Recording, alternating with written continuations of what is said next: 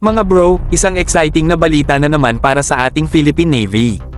Pinaplano nilang kumuha ng oiler replenishment ship na may malaking potential na makatulong sa iba't ibang operasyon. At dahil lagi namang budget conscious ang usapan, mukhang swak na swak ang offer ng STM para sa project na ito. Ang halaga, around 100 million euros lang para sa dalawang ships na agad. Slightly higher ito kaysa sa cost ng isang OPV ng PNO ng Philippine Coast Guard pero sulit kaya. Hindi basta-basta ang ship na ito mga bro. Hindi lang siya ordinaryong replenishment ship, multi-role vessel ito na design para sa iba't ibang critical missions.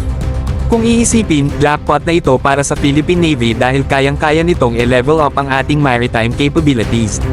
From command and control to amphibious operations, logistics support, HADR, humanitarian assistance and disaster response, SAR, search and rescue, medical support, at pati na rin regional power projection, all-in-one na talaga mga bro.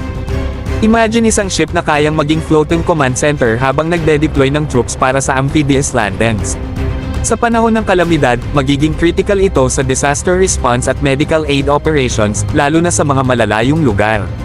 Bukod sa capabilities nito, malaking bagay rin ang cost effectiveness. Dalawa na agad ang makukuha sa halagang slightly higher lang kaysa sa isang OPV. At kung ikukumpara sa ibang multi-role ships, malayo ang presyo nito pero hindi nangangahulugang compromised ang performance. Strategically maganda rin itong move para sa regional power projection. With this ship, hindi lang natin mapapalakas ang ating presensya sa karagatan, magpapadala rin tayo ng mensahe na seryoso ang PN sa pag-upgrade ng fleet nito.